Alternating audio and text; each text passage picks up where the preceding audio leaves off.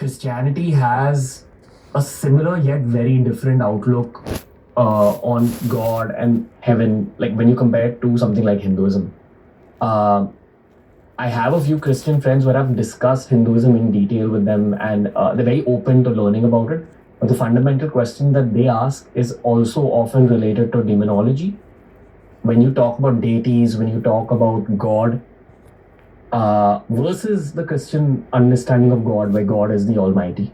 When I asked this question to the Tantra expert Rajashi Nandi, he said that in Tantra it's believed that Parabrahm or universal God is so advanced that it possibly almost doesn't even care about human beings, but the deities are there to help you. Now, you're someone who was raised as a Christian. When you came to India, did you have some kind of relearning to do in order to absorb this concept of what deities are? And say if there are Christians watching this, what and how would you explain what deities are and how is it related to God? Or are these sort of demons? Are they angels? Is it a version of something related to demonology? Like, how would you go about explaining this? Because I feel it's a fundamental philosophy that needs to be broken down in this episode as well.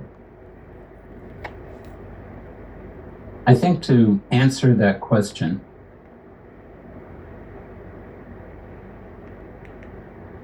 understand that, I try to explain that, Jesus made it very clear that there was one reality. And Krishna also made it very clear that there was one reality. Krishna, and even in this country, there have been times when Vaishnavas, followers of Vishnu, and Shaivas, followers of Shiva, have fought with one another, have killed one another, because each one of them said, my devata is the most important. It is what is most important, in my opinion, is to recognize that for every individual, there is a particular path in a particular incarnation that is going to work for them best. For many people, it is one devata, one God, one guru, one direct path. For some people, it is not so much one as having more than one. That doesn't mean having 20 and having your attention divided among those 20. That means having a direct connection to whoever it is you're having that connection to. And if that connection is one that you can honestly say to yourself, being very calm and very introspective, that is genuine for you, then that is genuine for you. And for me, if I sincerely believe that the Supreme Reality has ultimately no name and no form, no qualities whatsoever, then it can take on any qualities that it wants to. Then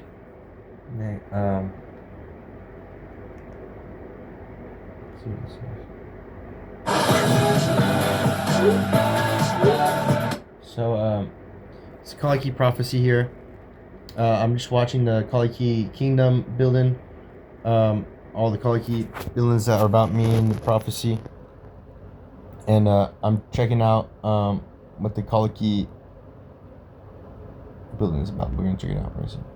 In 2032, he will appear and declare that the Satya Yuga will now begin. Kalki Bhagwan has already been born. Oh, there's another Kalki? In Salalpur, Odisha. He will be 14 or 15 years old. It has been said that this Kalki Bhagwan will move from Stambul to Stambul Nagari. The speciality of Stambul Nagari is this. When the Kalki avatar arrives, how will we recognize him? Kalki will be like a Kalki, possessing gravity and a radiant face. He will radiate energy, so he will throw you back, and from here, Kalki will be pulling you, so you will go like this. So, this is the feeling sensitive people will receive. The Kalki avatar has come here to re-establish and reform minds into a state of integrated consciousness, where we can focus on the word God and attain salvation in this life. The Kali is operating through many Middle Eastern countries wherever people want to themselves commit.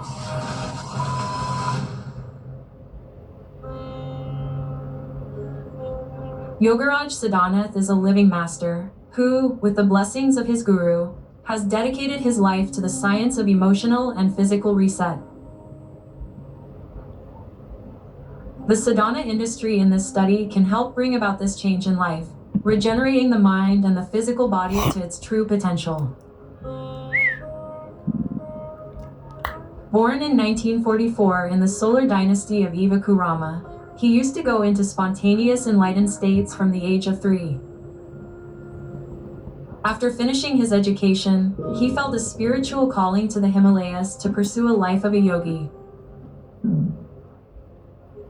His real transformation happened when he was graced by a vision of Mahavatar Babaji, the Supreme Spirit incarnate and the source of all Kriya Yoga knowledge.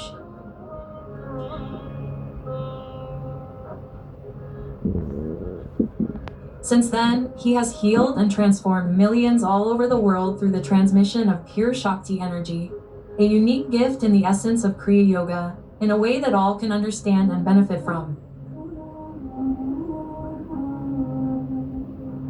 Yogaraj is dedicated to the furthering of human awareness for earth peace healing through self-peace healing. Join Yogaraj to help restore balance in your body, mind, and soul. Om.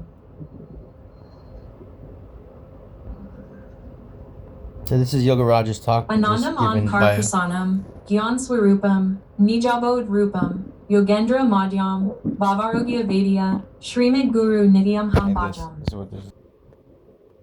Om.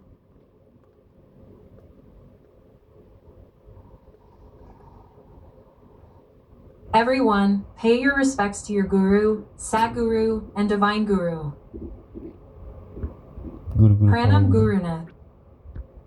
Welcome back to our podcast. We discussed a lot about the scientific understanding of consciousness, matter, and gravity. It was a very intense podcast. Today, we would like to hear from you because you shared with us that the coming time is going to be very transformative. And the role of Lord Kalki in this is, so who is Lord Kalki? And who is Kali? What are his armies? Who are his commanders? Look, the arrival of the Kalki avatar was certain. If not today, then tomorrow. Now we see. That initially it was said that the Kalki avatar would come 350 to 400 years later, during the Rahini Nakshatra, or when the two kumbhs meet face to face. However, due to the advice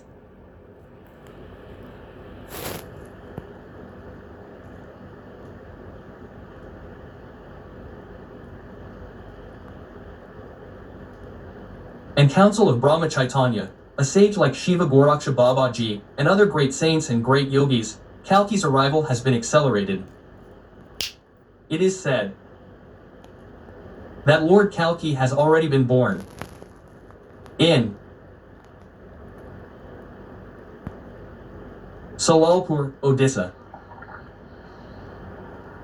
Now, this Kalki, who has been born, will be 1,415 years old.